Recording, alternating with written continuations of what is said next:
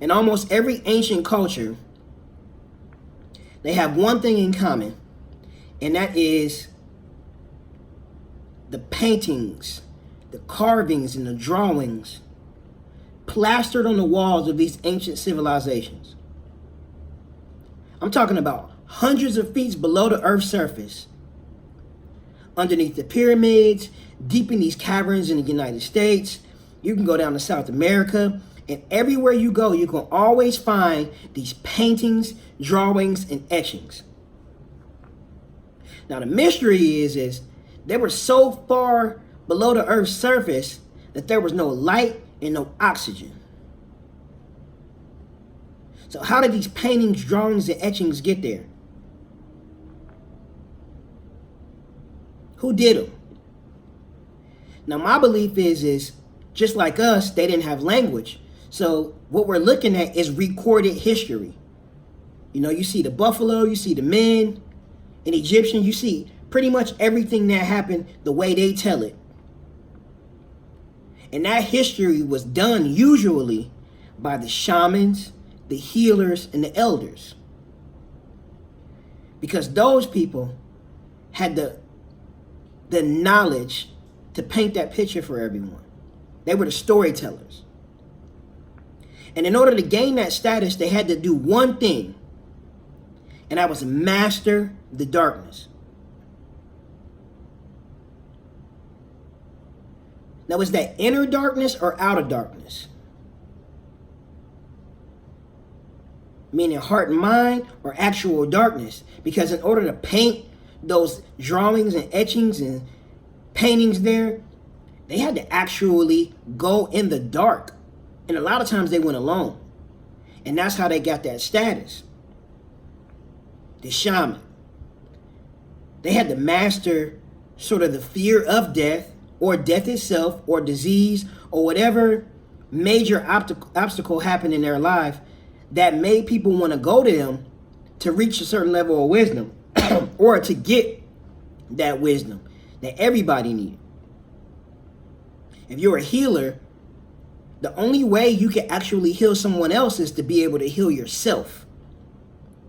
If you're a shaman, you had to reach a certain level of consciousness in order to actually project your healing on someone else. You had to know your herbs, you had to know your land, and that took time. So I use the word wisdom. Now there's another being that associates with wisdom, and that's the owl. Now what does the owl have to do with wisdom? The owl only hunts at night. It's a nocturnal animal. He's the master of darkness. And a lot of cultures, they correlate the owl with death. But not death in the way that you may think. It's actually transformational death. Meaning the old you dying, the old mental you dying, and the new you being birthed. And that creates wisdom. Meaning you've overcame something, you've became a new person, and now you can teach that old you to other people. Why do I bring this up? Why is this important, right? Mastering the darkness. There's this word that we all like to use and overuse sometimes called anxiety.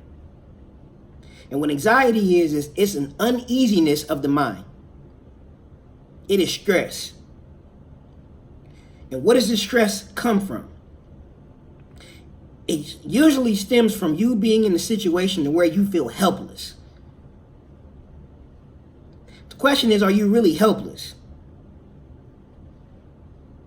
Are you the cause of your own anxiety? Because we do have choices. So are you making the right choices? We all have goals, but do you have plans to your goals? That's where a lot of my anxiety comes from.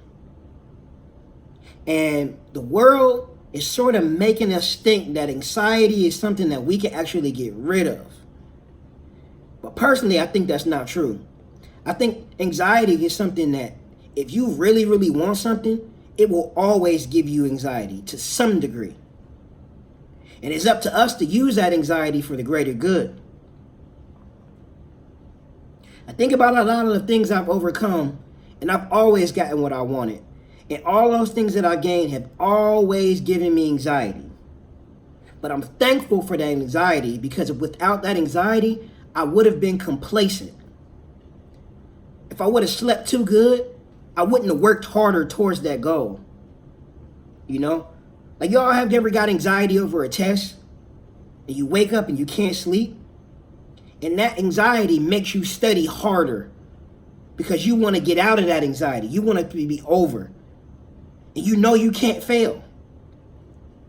So that anxiety that you think you can get rid of, you only get rid of through greatness, through preparation, through planning, through setting goals. And it always comes back when you get a new goal. Every single time. You want a new job. You want more money. Your girl don't know what she wants to eat. Like, anxiety is always going to be a part of you. We are never going to be able to get rid of it. So it's up to us to figure out a way to use it. And the way I use it is the details. Everybody's got these big fancy goals. But what steps are you going to take to get there? Anxiety can be called the darkness, but how will you master your darkness? Devil's in the details. You got to write down these small steps and goals to lower your anxiety levels. And then it disappears for a minute. But if you didn't have it, if anxiety did not exist, if that feeling you feel when what you want is within arm's reach, but you still can't grasp it, you probably wouldn't be the person who you are today. Or that's what's probably making you the person who you are today, if you know what I mean.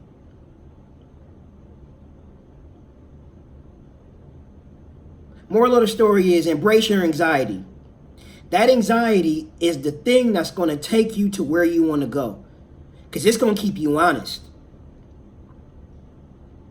When you ain't studying enough, when you're not putting in enough work, when you get distracted, that anxiety is going to remind you that you want more, and you're simply not doing enough. You're not close enough. And the closer you get, the lower those stress levels go. And then you get a new goal, and boom, it's right back there. So if anybody is watching this video and you are battling with your darkness, relax. Put it on paper. Write down the steps of how we're going to get to where we want to go. And then follow those steps every day. Every day.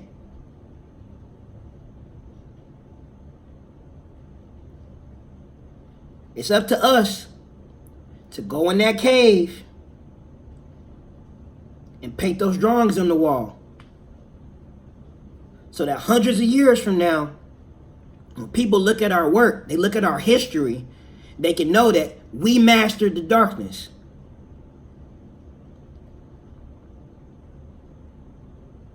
Don't wish your anxiety away. Use it.